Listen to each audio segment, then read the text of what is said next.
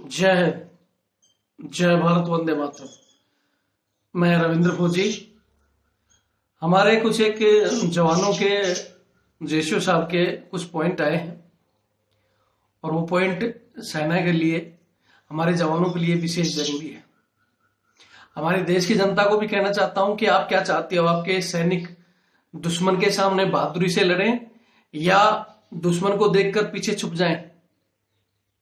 जिस तरह और बहुत से महकमे हैं, जब गुंडे बदमाश अगर कहीं फायरिंग हो जाती है तो नीचे ग्राउंड पकड़ ले जाते हैं, छुप जाते हैं।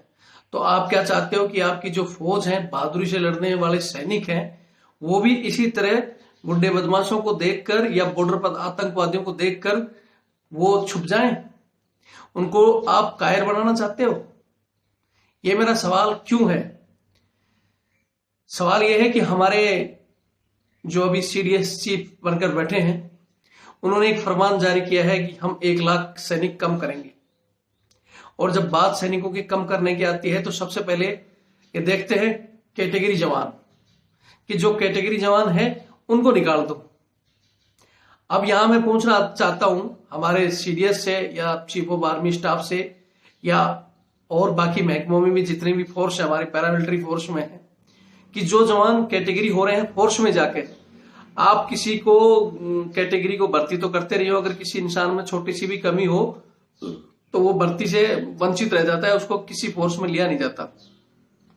फिट फॉर आदमी आपके पास आ रहा है और फिट फॉर आदमी काम करते करते फील्ड में या ऐसे कहीं सी जगह दुश्मनों से लड़ते हुए किसी का हाथ कट गया, किसी का पैर कट गया, या ग्लेशियर में या कहां ड्यूटी करते करते किसी को बीपी की प्रॉब्लम आ गई, किसी की रीढ़ की हड्डी में प्रॉब्लम आ गई और वो लोग अपनी देश सेवा करते करते कैटेगरी हुए हैं।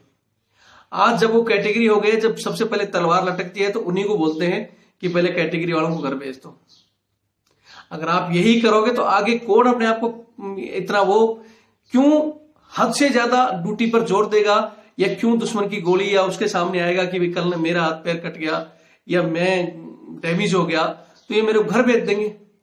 एक सैनिकों के आगे आप उनको कमजोर करने के लिए उनके दिलों पर ये दहशत डाल रहे हो कि कल ना वो आदमी कैटेगरी हो गया। अब ऐसे ऐसे अभी जैसे आज मेरी नायक सुबेदार साहब थे, उनसे बात हो रही थी, कुछ हवलदार भी हैं जो कह रहे हैं कि सर अब हम उम्र के इस पड़ाव पर हैं कि सिविल में जाकर हमें कोई नौकरी देगा नहीं। यहां मैं जनरल साहब से एक चीज और पूछना चाहता हूं कि बहुत से लोग वॉलंटियर हैं, आपको कम ही करना है तो बहुत लाखों लोगों ने एप्लीकेशन लगा रखी है फौज से कि हमें हमारी सर्विस पेंशन दे दी जाए, हम जाना चाहते हैं। आप सबसे पहले उनको क्यों नहीं भेज रहे हो? ये सब उल्टा ड्रामा क्या है। जो करना चाहता है उसको बोलेंगे घर भेजो, जो घर आना चाहता है उसको जबरदस्ती बोलोगे तुम यहां नौकरी करो। ऐसा ड्रामा क्यों कर रखा है इन्होंने। मैं हमारे जवान भाइयों से कहना चाहता हूं, ये ड्रामा आपकी कमी और आप लोगों की बिल्कुल झुके रहना, बोलते हैं ना कि ये आपको दबा रहे हैं और आप दबते जा रहे हो, इसलिए इनकी तानाशाही इतनी हद होगी। हमारे जवान को जो आर्मी आर्डर होते हैं, आर्मी रूल रेगुलेशन होते हैं, कभी किसी ने कभी किसी जवान को या जैसों को किसी को भी बताया आर्मी बुक में क्या लिखा हुआ है, आर्मी ऑर्डर क्या है? इन बैंचों ने सिर्फ एक ही ड्रामा बना रखा है, order by CO, order by brigadier या ऑर्डर बाई जनरल साहब। क्या हर एक जनरल अलग होगा या हर एक सीओ होगा तो उसके अलग अलग आदेश चलेंगे क्या? आदेश तो जो आर्मी रूल बने हुए हैं 1950 से बने हुए हैं। पहले तो ये आपको ये बताते हैं कि साला रूल ही अंग्रेजों के काले कानून वो हैं जो पहले भारतीय सैनिकों को गुलाम थे, उस समय गुलामी के अंदर उनको दबा के रखने के लिए रूल बनाए गए थे। आज वही रूल बनाए हुए हैं।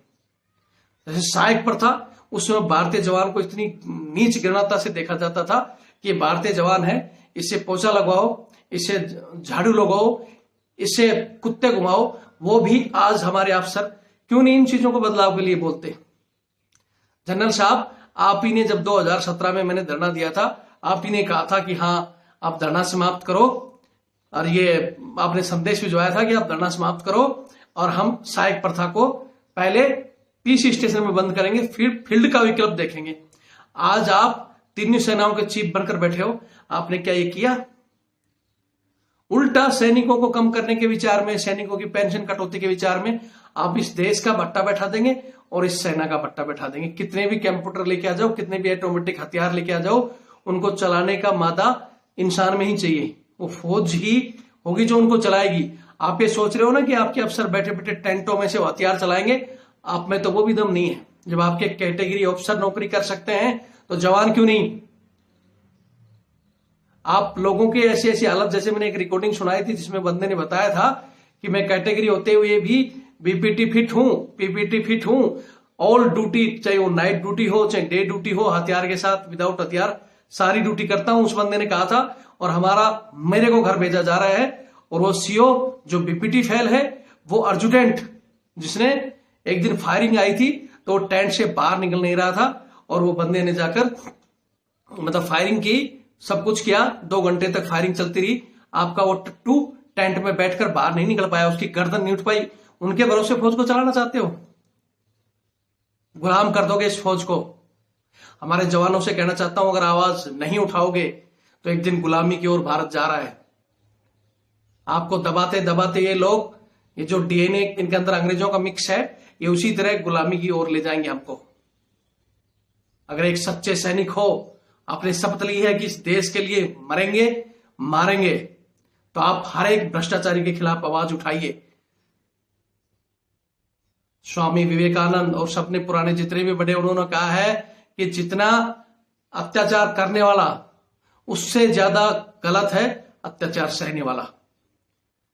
गलत को देखकर गलत नहीं बोलता है, वो भी गलत है। मैं आपसे निवेदन करना चाहता हूं, ठीक है, आप अपनी नौकरी को भी देखें, अपना घर परिवार भी देखें, लेकिन इतना भी नहीं दबें कि ये आपके ऊपर ऐसे ऐसे चीजें थोपते आ रहे हैं। एक दिन आपके साथ बहुत बड़ा घटना घटेगी और आप चुप रहोगे। मैं ज्यादा कुछ नहीं कहना चाहता।